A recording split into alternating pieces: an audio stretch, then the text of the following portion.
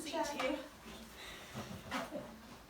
This talk is part of a series that I initiated last March, which came from a thought that I had that would be interesting in terms of a theme, which was that, I suppose it's because of my practice, which is as an interdisciplinary artist, which means I go across all different art forms. But what I wanted to do was find artists who didn't just stay with the same medium, that worked across mediums and found a way to sort of blur the edges, which is a sort of territory that I'm really interested in. So all the artists that we've had so far, and we've had composers, we've had Kim doing light photography, we've had sculptors, we've had many different artists. They all cross media, they all work across media. And we had a little break in August, and the first of this autumn series is Artbank. And the reason I have invited them is because they do very much cross all territories of art. I'm just going to say a little bit because the whole talk is about them talking about it, but Dimitris, Lucy and James are here, and basically the Artbank works at improving social cohesion in Shepton Mallet and beyond, offering a hub for creative connections and collaborations. So that's just a very generalised thing, but hopefully what we're going to hear is why, how and what, which is what I'm really interested in. So, over to you guys. Thank you. So hello everyone, thanks so much for coming. Do you want to stand up so we can see you? Sure. Bring my your hair visual. will hang away.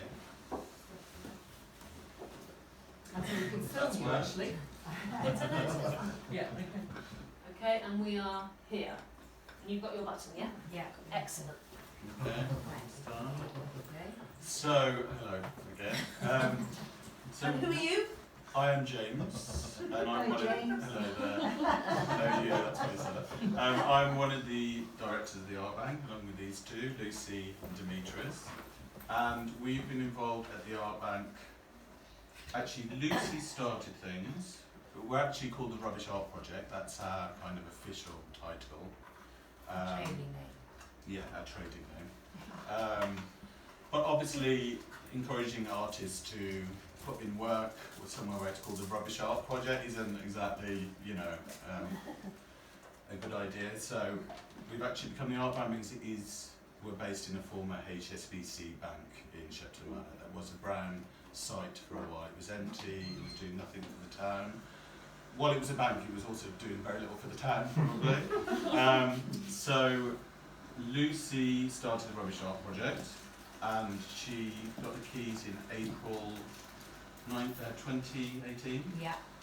2018, and we came on board a few months later. Dimitris was asked to set up a cafe, and that's basically how it all started. And you can see here.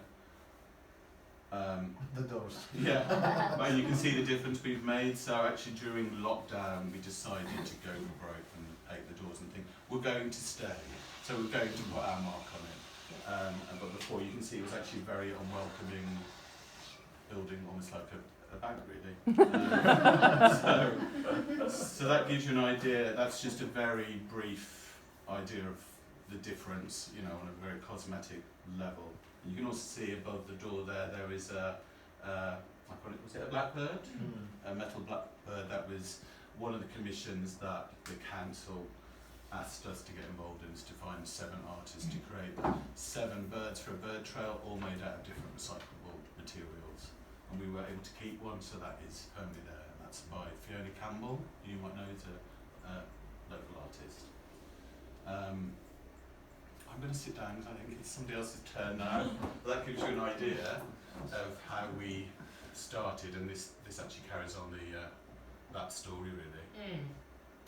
So we took the bank on in 2018, and the initial, as you can see, what literally was, there was nothing in it, which was quite overwhelming. Just thinking, what are we going to do? We managed to kind of blag the landlord who had bought it to give us kind of 6 months there.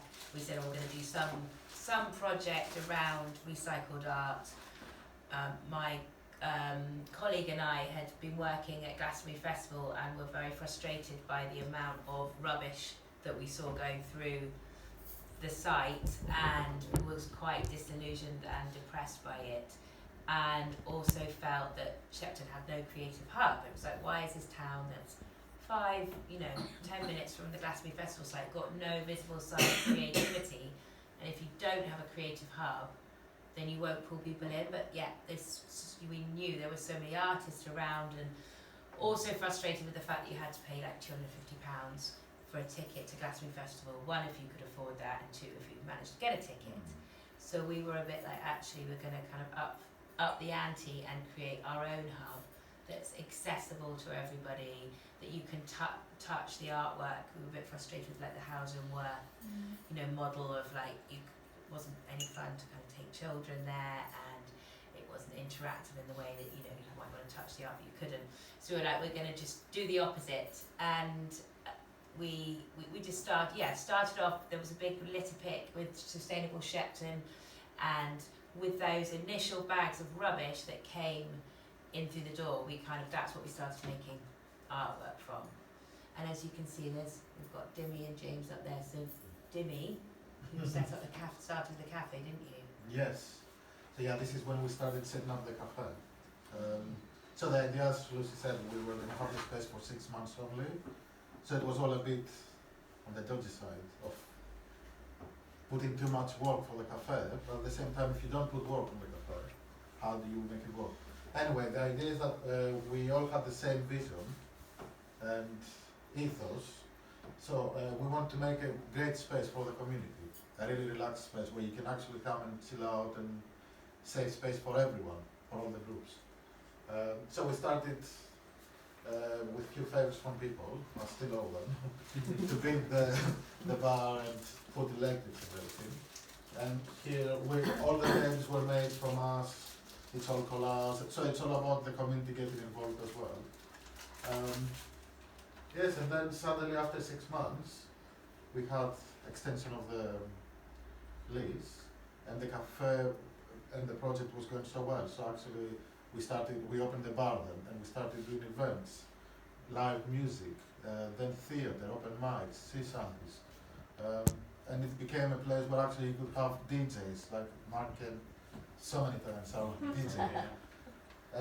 Then we started doing events outside the town, well actually from the first year, and now we do Shepton on Show, which is next month, and that's performing behind windows, shop windows. And the idea was that to bring more people on the high street and support the independent shops. Then we started another event called Septopoly, where we convert the town into a board game. Those hearts are made from toys. The artist is Jacqueline Adams, and she actually has a gallery shop in Wales. She's amazing. And she made those from her kids and our other parents' kids' toys that were thrown away. Unfortunately, child shops, they can't sell them because if they don't have the CE mark, then they have to throw them to the landfill. So that's one of the parts, that's what we do. We create art from rubbish, things that would otherwise go to the landfill. Because Jackie was the kind of first person to walk in. We kept, when we first opened, we were just a kind of empty building. People come in and like, what are you doing with it? We were like, well, we don't know, but we know we're taking materials donated to us and we will turn it into art.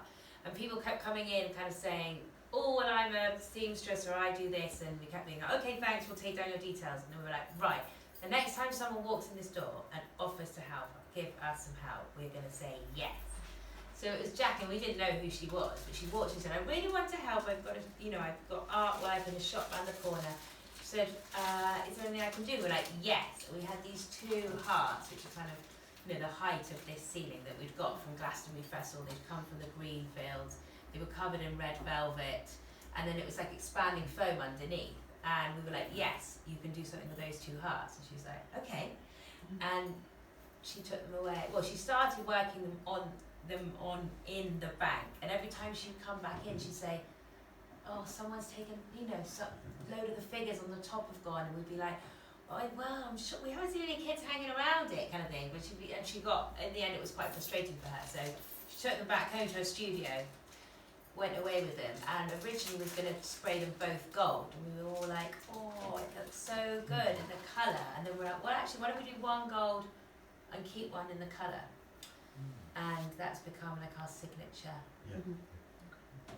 wall piece, but also, like we said, we couldn't change it even if we wanted to, because it was quite an effort to get them up there. But it was, in terms of like the rubbish art project, we felt like that really They are That amazing. stands You for see them in real life, aren't they? They just They are are stunning amazing. bits of work. and you just see we just love watching the kids standing in front of it, and everyone's Yeah. like, "Oh, look, I've got that," and then if my kids are standing there, they go, "That's mine," and you're like, "Oh, you know what kids are like, certainly like when they're not looking, everything goes out the door to the charity shop, and then they kind of realise that you've used them on a project.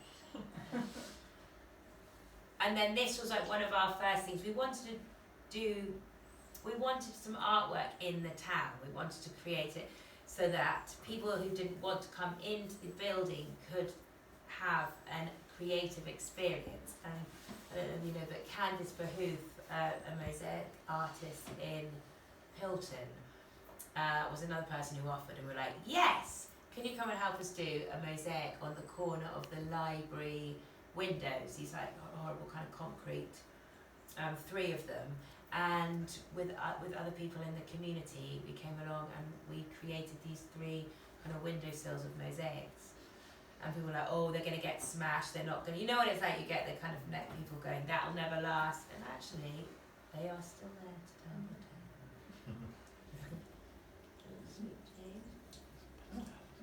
So this is another kind of signature piece in the Artbank, not like that, but as it will show you what it's like in a minute.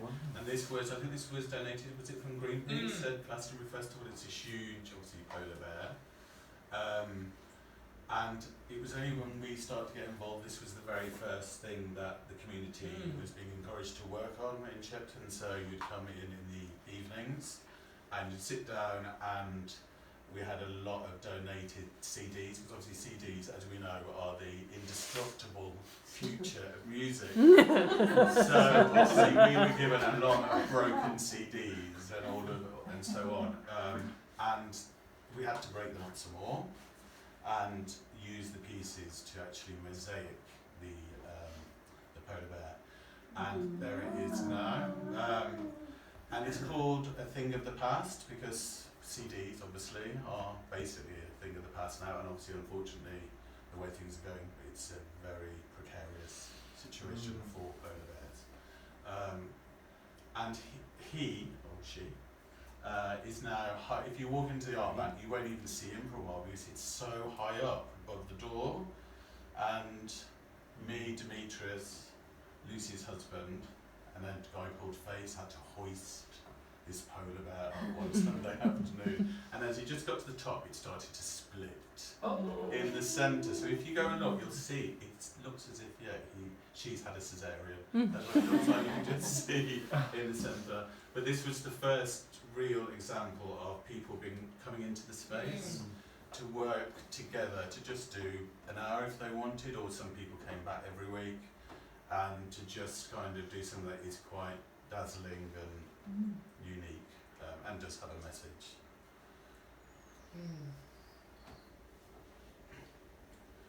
So this is the space before, when we first started with the workshops. That was the space. Now, if you go now to the Artbank, it looks very different. This is just before actually the launch of the first big exhibition, which was Sheptopia in September 2018, which ended up being a 17-day kind of a festival. We had something on most days within that, and that's the first time we had a band play at the Artbank. It's the first time we had a drinks license, a temporary license, so we could. We had a rent party as well, because we'd read that back in the day in America, if people couldn't afford to pay their rent, they would put on a party, get their friends to come round, pay to come in and dance and drink. So we resurrected that to keep going as well. And this was literally probably a week before we launched. Artists were still using glue guns as the doors were opening to the exhibition. It was quite intense at the last minute, as often creativity is. And that was one of our first commissions, wasn't it? The Tree of Life, which was with like waste kind of crisp packets. So people donated all of their crisp packets. So all the tree was filled with the crisp packets. And it was a youth project, so we did it with YMCA, Shepton Mallet, the local one, in Polton. So all the kids were coming in. This was like our first decoupage, wasn't it? Yeah. And then you can also see there's these figures here, which are, for instance, the one in the middle is made from bullet cases, and it almost looks like, there we are. And then there's one obviously with cars, and there's one with toys. And Kay Dunning's here, who was helping us at the time, who's heavily involved with Shangri-La at Glastonbury Festival. So she also did one with just all the keys that were from, was it from the festival? Yeah. I can't remember which festival, whether it was... I think it was a mixture of Glastonbury and Boomtown. It's basically all the keys that were lost in the festivals that year. Nobody claimed them, so they were used for that particular piece. That's fine. That one there. Too late. And this was the launch night. So this was like our first. We'd been building up. So the kind of we got the keys in April, and then this happened. Sheptopia was in September. So we'd been building up to this immersive event. So there was art outside in the market square. This was these two masks here, which we can see, were your collages, weren't they, Dimi? Yes, the idea was to bring them to life. It's an exhibition I always want to do, my work to come to life. So that was part of the whole event. And we had the projections in the square, and it was quite a kind of changing point, I think, for Shepton. It was suddenly like, wow, okay, there is creativity. It was bringing, if people don't want to come, the whole point was if people don't want to come into a building, there is still this immersive art experience. And it did feel, it felt quite magical, like there's something shifting. Yeah, and in fairness, there was a string quartet playing, and that's me and our dear friend Catherine dressed up, and we walked through quite an ancient part of Shepton. The Artbank is near the Bell pub, which is now closed down. Got that kind of lock-in, sawdust, dodginess that happens in every town. And we had to walk past, dressed strangely, orchestral music to waltz. And all of the guys came out the pub. Everybody was interested. It was full of people. And it just shows that if you do something different and, hopefully nothing bad will happen. And it was a really, really amazing experience for, a lot of people who were there. We had some really great feedback, and that kind of encouraged us to actually carry on really. Yeah, and it was the kind of launch of realising the outdoor events is you can actually the mix of people. I think it meant it was a real eclectic mix of people, and people just passing by, and it was the kind of launch of our first one, wasn't it? Yeah. And then we went on to do Shepton on Show was your next one, wasn't it? Didn't we?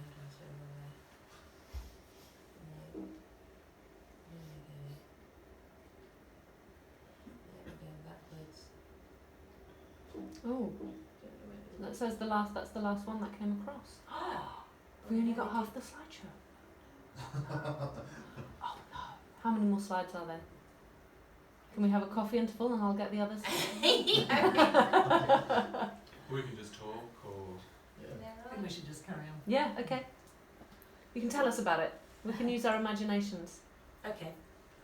So where had we got to? Shepton on Show. You're about to tell us about Shepton on Show. Yeah, so talk about your concept with Shepton on Show, Dimi. Well, the idea was Shepton was dying. While you have some really cool shops nowadays, it was always the high street that was dying slowly, and that's because of Tesco's and all sorts of big organizations there. So I was chatting with my friend that she owns one of the shops there, And I said, "Oh, let's take some photos of you in your shop on the window. Maybe get dressed and do something. Let's do something very weird and post it on Facebook." So the idea was for her to get dressed as a Picasso artwork and sit in front of in her window in the shop. So I was taking photos, and then suddenly people were laughing, stopping, like, "Oh, that's cool, that's amazing." I'm like, "Okay, let's do an event." So the idea was to find lots of shop owners to convince them to take part, which was actually the easiest part at the start. So a surprise, yes. So anyway, we went to all the different shops, and because there were quite a few independent shops, people did take part, and they gave the best. They would get dressed, or if they didn't want to perform, they would allow another artist to perform in the show, and it was just an amazing event. We had Dr. Love DJing. So now it's the 5th year, is it the fourth? The 4th year coming up next month. And it's one of those events which is all about community. Because without the people, you cannot do this event either. So yeah, it's been... And you get more and more bizarre every year, Yes. so which is really good, obviously. So we get a lot of people come Yeah. just to see what Anna, for instance, is doing in her window that year. Yeah. And we usually have probably around 30 shops taking place, Wow. but then also artists, organisations, Yeah. other creatives, writers, Because the idea, musicians. because also the idea is to bring out your personality as a shop owner or as an artist, and that has to come out of the performance that you give and the clothes you wear, the costumes. So people will remember your show. Oh, Anna, she was that. You know, it's all about fun. Reminding someone what you do. Yeah. So that's become quite a cornerstone event for us and for Shepton every year. And the first year it was one of those dodgy nights. I think we did it in November the 1st. But obviously it can be dodgy any night in England. So but we still had the people that came just loved it and posted, and the people, you know, it just spread really on social media, so that every year it seems to be a bit more, you know, a bit bigger really. I was going to, can I start with questions in between? Yeah, that's fine. I've got lots of questions in Is there between. a chance you can come round? Yeah. It's like, that was just for you to sit sort of in between when you Yeah, weren't come talking. so we can see. So we really like to see you. My first little question, I can turn this off as well so you don't have to have the bright light in your face.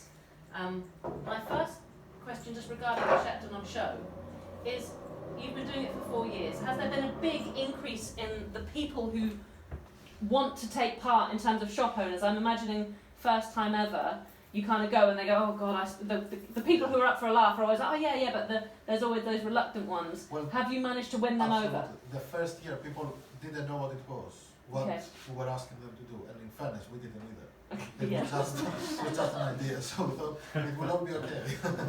and now that people have seen it a few times, they contact us to take part. Excellent. Unfortunately, lots of the independent shops, because of the rise of the electricity and everything, has closed down again. And they keep closing, and that's one of the problems that you see, because it's only the independent shops that take part. Yeah. But we found another solution for this year. Is it a secret? Is it a secret solution? It's a bit, not a secret, it's more like the idea, yeah, Okay. I think so. Yeah. Because it might not happen. Yeah, why not? I promise. Yeah, And then another thing, and this was another idea that we had, was Sheptopoly, which is just turning the town centre into a board game. Obviously Shepton has a prison, as a former prison. You go right to jail, and so on. But yeah, that has been a really magical, again, something you don't know whether it's going to work. We created a board game that's used for the day. We get, I think last time we had a couple of hundred people take part, which was on 4th of June Jubilee Day. So this year it was 7 queens for 7 decades. And the year before it was all about Shepton's history. So you could come, you meet performers who kind of represent a square, and you have to kind of listen to them or do a little task, Find to win a charity. token, Yeah. that kind of thing. And then at the end you come together, and so that has been a really magical experience that we're really looking forward to. Yeah, especially for Doing again. kids, families, parents with their kids to do something together. Because someone did say a few years ago actually that there is nothing, an event for the families with the kids to do together, which probably is important as Yeah. a community to do Mm. something. And it was a way of taking people around parts of Shepton that they've never seen before. Yes. Because people would be like, oh, I mean, that we'd have that with Shepton on the show, and they'd go, oh, I didn't realise that there was a, you Yeah. know. And with Septopol, the other idea is because one of the things is, as an artist, you don't really get paid from when you take part in things. Yes. So we wanted to make sure that for this event at least, if we can get funding, we can pay each artist the money they deserve.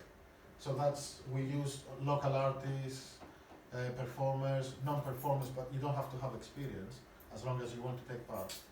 And everyone gets paid equally. So it's one of those things to actually support the artists, the local artists as well. Because artists are always ones that, I'll do that for free. You know, they're always being asked to do stuff for free, and actually. We got paid the bills. Got to stop it, you know. That needs to stop, Yeah. actually, because Yeah. people need to be valued for their creativity, and that was a big kind of These for us. these ethics that you kind of feel the whole community and including family, is that something that's happened by and by, or is that more the actual purpose? Like, what's leading Both. the push? Like, the creativity or the fact that you want the community to be more together and involved? That was Both. the main objective, but that was the kind of you know, that's the being the kind of initial objective of the project, was that creativity is the key to health and well-being of a community. If you create a hub, you pull people together, and you will have more social cohesion. People will have agency over the town that they live in, and so it was almost like a bit of a like, is that the case? We were like, and that was our kind of theory, wasn't it? If you have a hub, you will create that, and so it's almost like we've been proving that through what we've been doing in our events. And also you get lots of people saying, oh, I'm not creative, I'm not touching this. Yeah, I can't do it. Yes, Yeah. which is silly because you say everyone's creative. You just need to have the chance to do something. And then you get people coming to, they will start doing something in workshops, and then suddenly they start exhibiting as well. Yeah. No, seriously, we have an artist that from a workshop, now she's doing exhibitions. And that was Suddenly. on initially in lockdown, wasn't it? Yeah, You know, yeah. lockdown, that happened, and we were like, oh my god, what are we going to do? Well, we're going to, you Yeah. know, we're going to go under. And then these guys were like, well, let's go online. Let's do, you know, workshops online. And that was before that was pre when everyone else was doing the Zoom thing, wasn't it? And it meant that suddenly we were accessible to a whole community, and people also realising what it's like for people who actually can't leave their homes anyway. So it brought different people together who wouldn't normally have done that. And then the same for people, for tutors of workshops, either who have physical disabilities or have had mental health issues, but giving them that platform and saying, no, just come and do a workshop, and oh no, I'm not confident, I've never done that before, and it's like, well, just come, and it's just that starting block. And then we've had one person who's now gone on to doing their PGCE, so it's like you said, Dimi, it's giving people that confidence and that space to say, come on, you can do it, and we believe in you, and we've got a community that believes in you too, and no one's judging. What I'm really interested in, because there have been many projects like this over the years, all over the country and in different countries, is how you gain the trust and build up that relationship, and how it snowballs, how that happens. Can you explain how, you know, what strategies you use to sort of make that, not make that, because you don't make it happen, I know it's sort of, but, you know, how does that, because Shepton Mallet was, you know, I've been here a long time, one of those places where nothing happened, you know, and it was so quiet and so cut off, and I'm just fascinated to know how you've inspired all these people, you know. You have to be quite personal with people, you have to be them to become them in a way that we all have our mental health issues. It's thinking, how can I actually, how would I help myself to get over something? And people like to be personal, not in your face, but to become more personal and knowing about their problems. And I think that helps a lot. And then they trust you and they come to you. So everything else happens organically.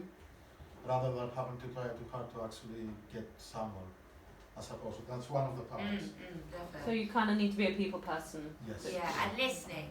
Yeah. So no, I think that was it from the beginning, isn't like we're not, it's being very community led, so people Yeah. come, oh, do you fancy, let's have a sea shanty, I'd really like to do a sea shanty, it's like, great, okay, so when people say they want to do something, it's supporting them to do it rather than us programming what we think Yes. people want. Yeah, So it's 100%. listening, responding, and then being able to react and, Yeah. and give things a try. Absolutely. Also, it's we might have an idea of an event, like the Artbank introducing events. We go once a month, every Friday. It's live music.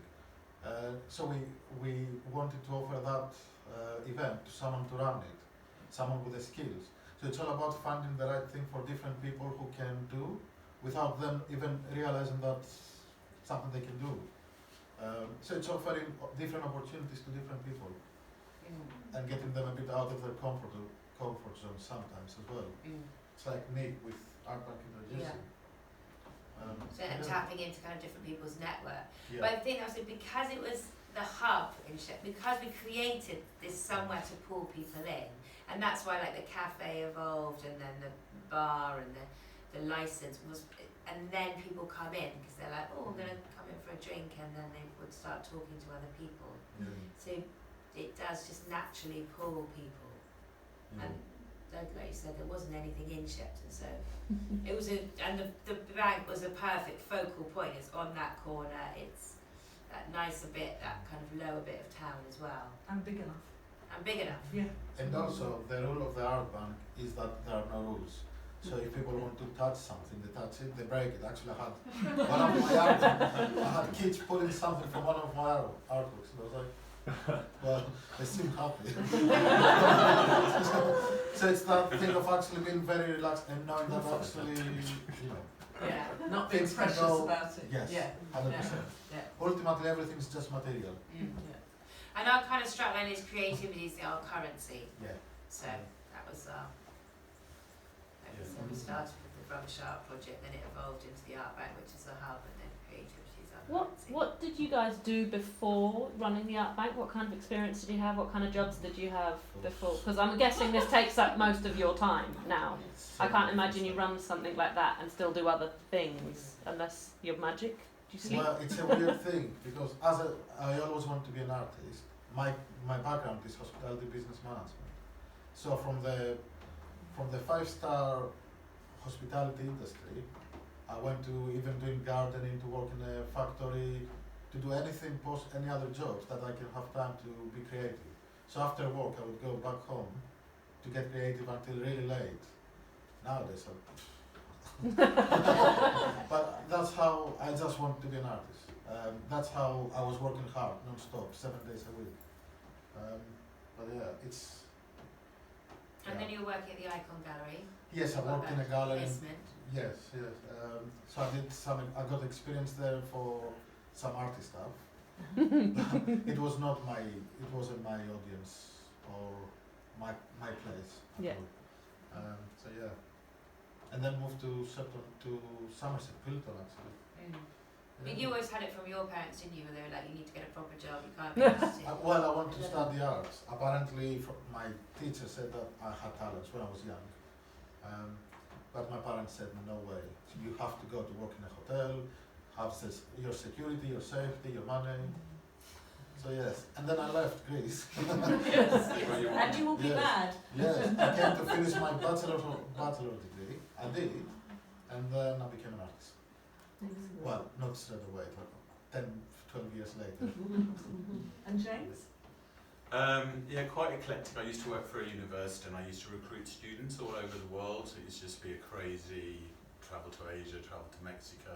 And I got to 30 and I thought, if I carry on doing this job, I will not be alive very long. Because it was just quite, you'd be meeting people from all these other universities in Hong Kong and you'd have a lot of fun really, you know, that kind of thing.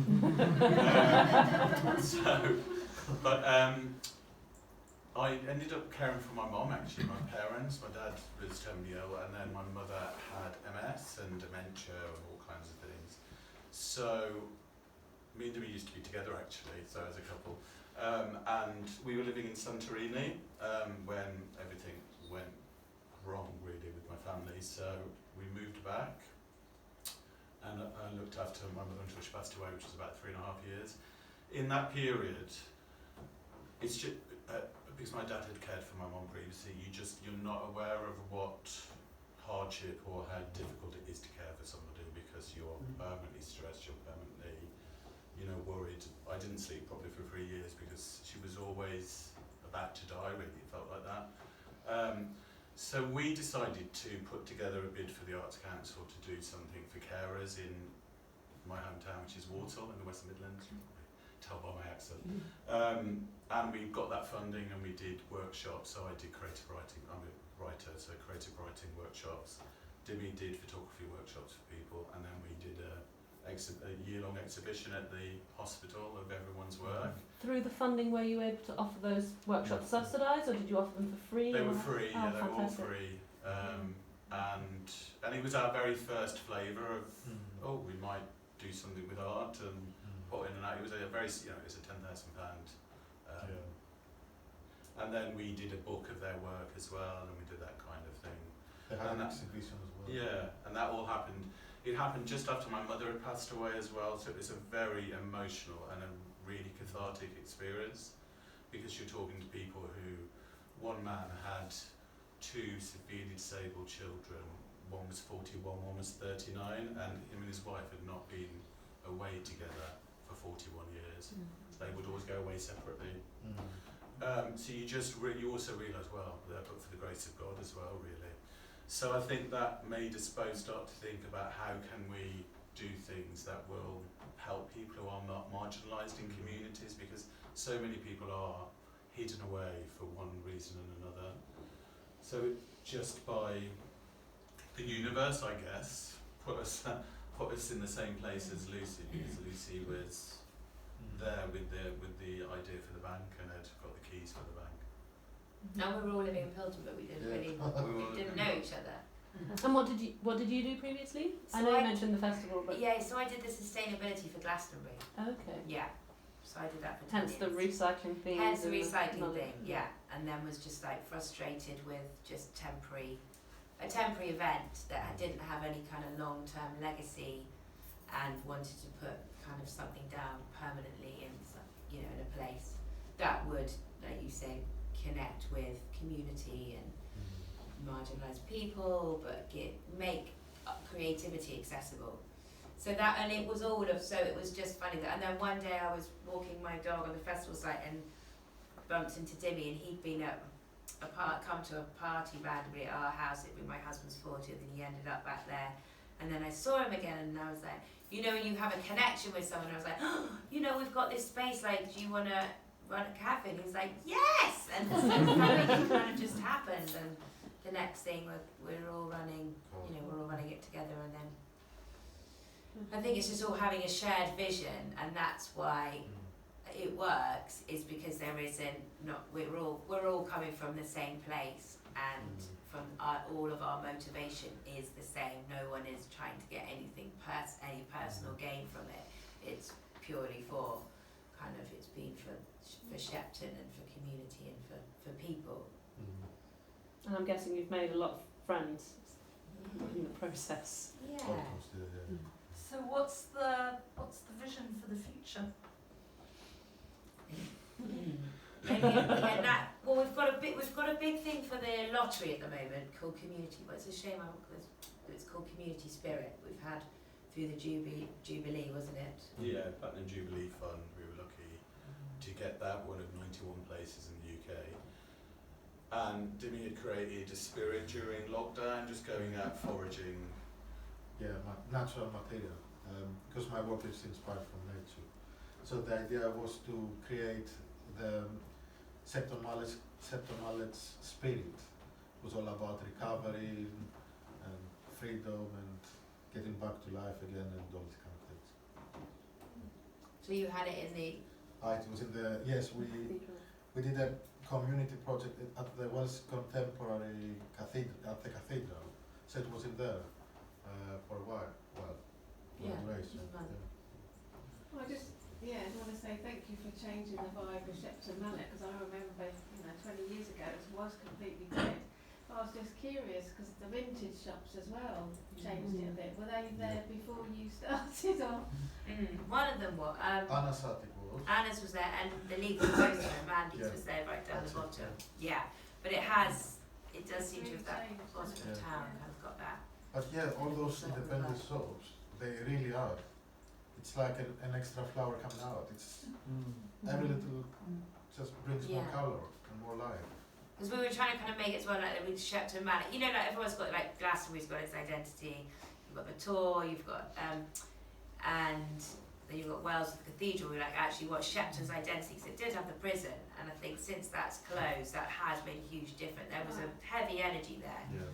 And it's almost reclaiming that, and it's like, what's Shepton's identity going to be? And it was like, maybe make it the first kind of recycled art town. So that was with having the hub, and then different things that we've made as we've gone along. I must say, when I've been to your cafe a few times just for a meal or something, I haven't seen any. I didn't know how to get involved. Okay. So, I'd Yes. like to know. Yeah. Yeah, it has been. Because it was just the three of us trying to run the cafe, the bar, the project, the events, workshops, everything. It has been really difficult to actually get organised. And I've got ADHD as well, dyslexia. Lucy has got ADHD. So we are people actually with Ideas. Lots of ideas. So it has been really hard to try to get organised. We're getting there, and now we've got someone actually, more people getting involved as well.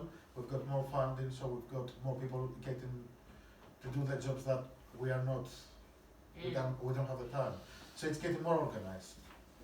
So please come back and and chat also to just us chat. or- Yeah, exactly. Yeah. Chat to the people behind. They'll Yes. give you our details, and then just send us an email saying, Yeah. I want to, and then we respond either you want to facilitate something or to volunteering or So we've got a bank of volunteers as well. People that help out. And we do stuff with like learning differences, so that's really something that's built. We got some funding to run our workshops on a Monday, which was initially a closed workshop, a creative workshop. And actually nothing else would be open on a Monday. So you'd get people, even though the doors would be shut, people would be like, are you open? It's like, the doors are shut, but obviously not open. But in the end, it's like, actually, it meant, we thought, actually, let's have it open. It's really nice, because we've organically evolved on a Wednesday, on our community day, where we have the talking cafe there, and it's become another lovely time when adults with learning differences have come in and got involved in creative activities. And we saw how wonderful it was, people integrating and that social cohesion, that we thought, let's do it on the Monday as well. And again, it's just through watching, isn't it, that you just realise, let's try something out. And that's a great thing about running, us running our own thing and being independent, is we can just try things out. If it doesn't work, we just tweak it, or For the community spirit that you were saying, actually. The idea with that is to create a giant. It's the community spirit. So the idea is that you make it with the community. So we will create a giant similar with the spirit that I made.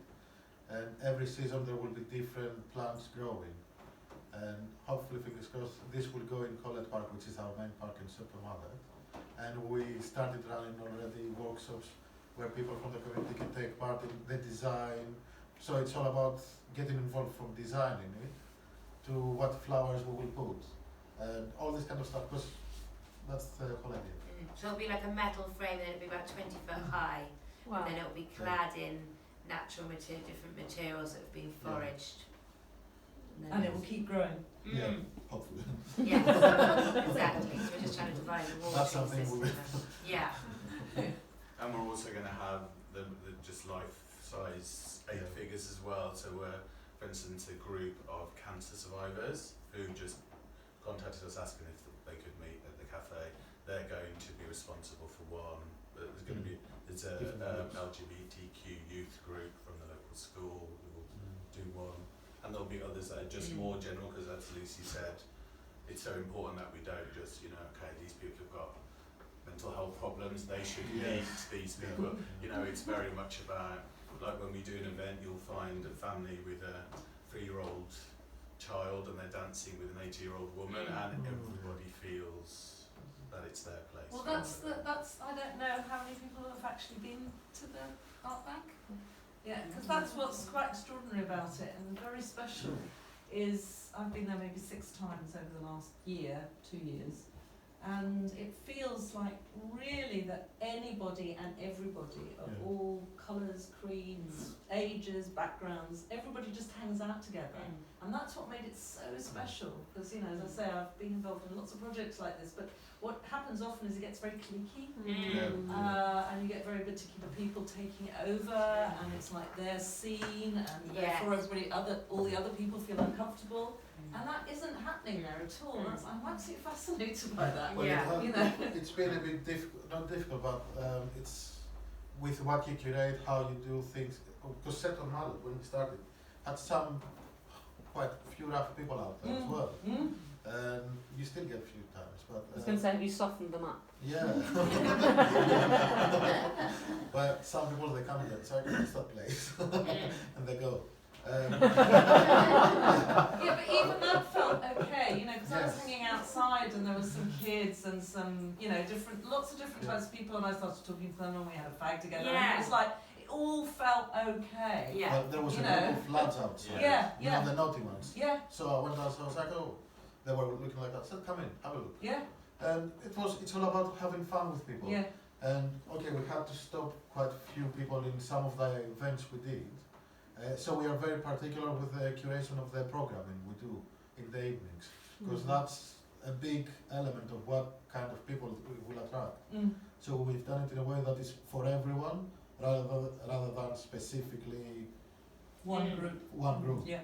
Yes, exactly. So the eclectic mix kind of over the different nights means it's not just programming for one type of person. And the food as well has been chosen so that is accessible food, not and affordable, not going for any niche food types, so that suddenly, you know, if it was in Frome and, you know, it could then end up becoming of a certain type of people kind of taking over, and that's what we do. So it's keeping it affordable, accessible, programming eclectically. So there's something for everybody.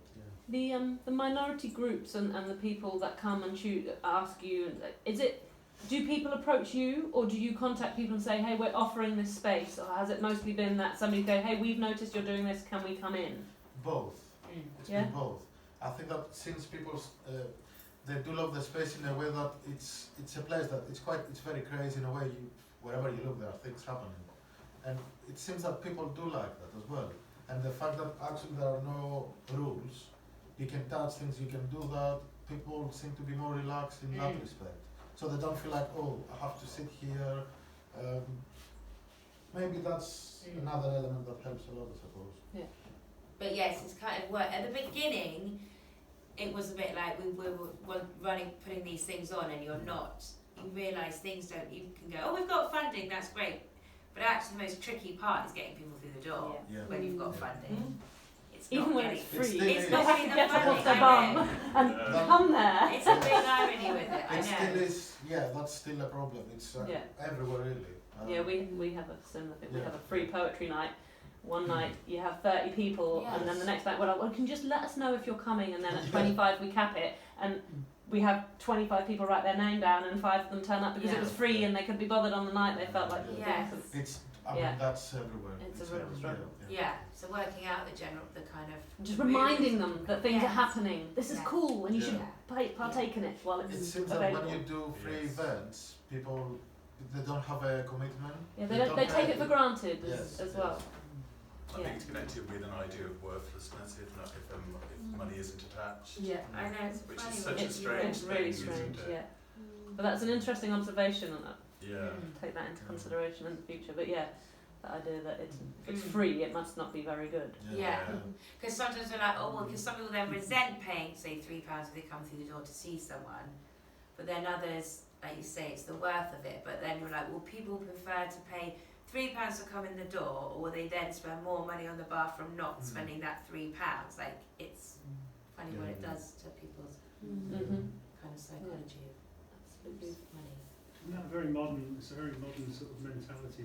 It's like I was thinking about the death of hitchhiking, which is something that happened without any laws being passed or anything, because people can't handle the idea of doing something for free.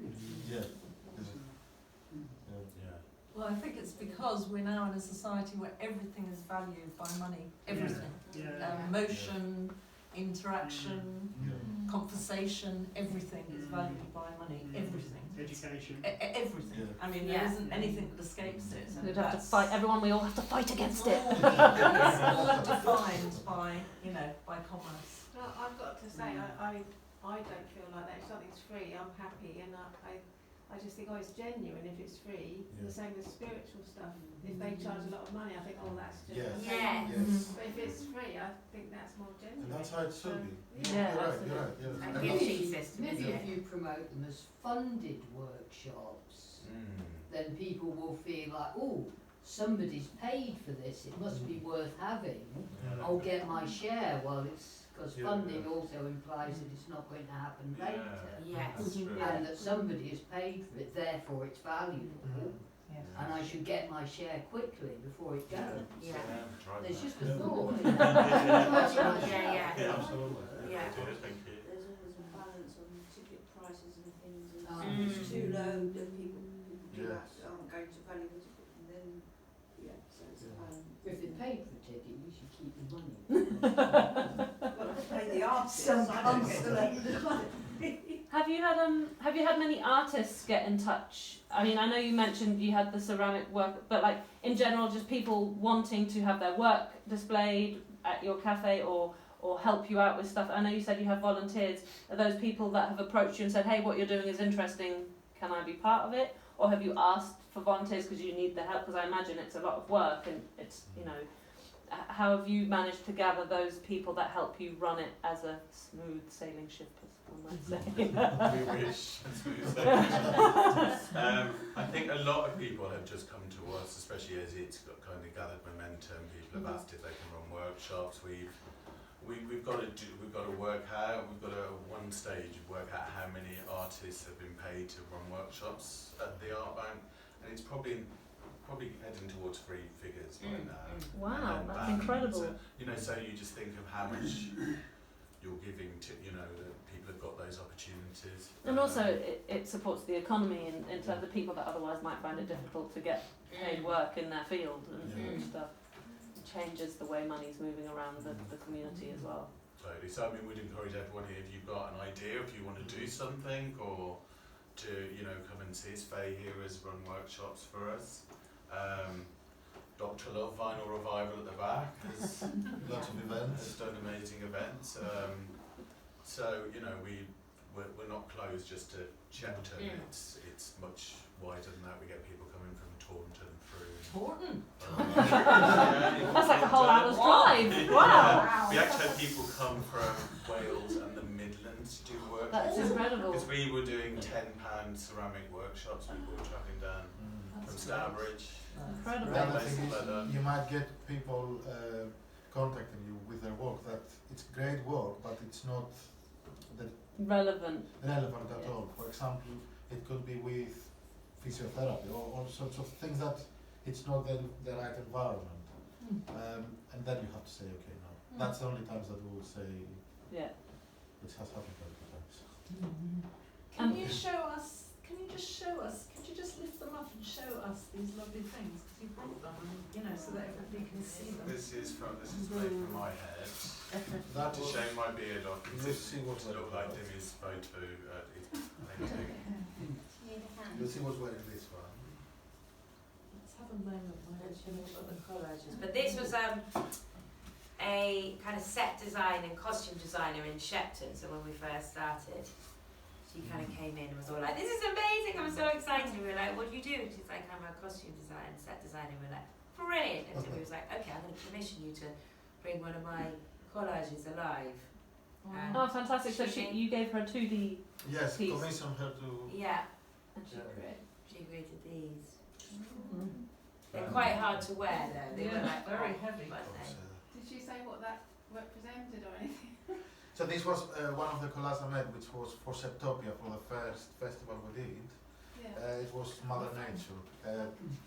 So that's supposed to be that. And then this was a separate collage, which is all about timeless. So we brought both characters to life. So suddenly, while people were looking at the exhibition, the lights went off, and then the characters came out. So yeah. And the one there is one you created. Oh yeah, that's a bit Can you pick it up just so people can see? It's very bizarre. This. like that's me. What more bizarre than the other two? Look at that. Drop my ball again. So yeah, that's me on a Sunday. I actually that was the first year Shepton show. I was wearing this mask and my jacket was full of bottle tops. So it's all about trash. Yeah. I don't know. But yeah, I was working in Shepton with that.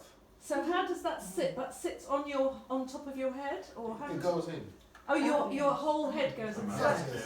So it's a mask. It goes all the way in there. How And more? those are You the can eyes just here. put it on and show us. Come on. Let's just have a look, because it's extraordinary. Because it's sort of so Oh wow. Wow. I might have to keep it now. The rest of the talk with the hat on. I'm going to the high street. You won't stand out in Glastonbury, I'm sorry. taking any notice of you whatsoever.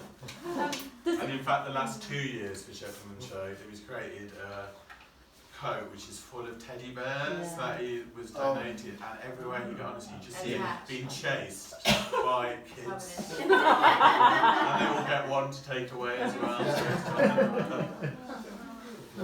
Okay, guys. So we've come to an hour. Oh, fantastic. So is there any burning questions? We're not going to chuck you out. Don't worry. What we're going to do is we're going to review. We're going to take the screen away. And there's actually a coffee machine and a tea machine back there. So you're very welcome to stay and chat and talk. But is on a there more any- informal level. informally. But is there anything formally you'd like to share with all of us that you have burning question or need, or if not? Yeah, I've got one. When is the Shepton show with everything in the window? 14th October. 14th 14th of October. October. Yes, Friday evening. And if you want to get involved, you want to be in a window, Yes. doing art or something, or dressing up, I've got to please go do. to a award ceremony for my garden. You should be doing your... It's on the same night. Just sit in a ballroom and wait for lots of people to go, yes, and shake the mayor's hand. You love Hopefully I get to shake the mayor. Hopefully I get to shake the mayor's hand, but it's not guaranteed. Okay, so I would Thank very you. formally like to thank these three for their wonderful talk. Yeah, thank I'm you so guys. sorry that you only got half of your images. And they will be on. We'll write a blog post with the video of the night and any images from the show and some links to their site, so you can learn more about the I'd Artbank just as like well. to say that we have 3 other talks happening each month. So in October, on October the 8th, we've got Jim Pilson, who is one of the artists who's actually showing at the moment. If you haven't had a chance to see the exhibition, do. He's also doing a workshop. And also on I'm just focusing on the talks. On November the 5th, there are 2 filmmakers who come from this area who are now making films together all over the world, who are going to talk about their practice because they're also visual artists. And the final one is on December the 3rd. These are all on Saturdays. Local artist Dinah Milstein, which some of you might know, As who Miss Smith. is Miss Smith, makes films, does paintings, you name it, she does it. She's going to finish the series of talks. But, if you go on our website, all those dates will be there, and you're very welcome. But Thank you.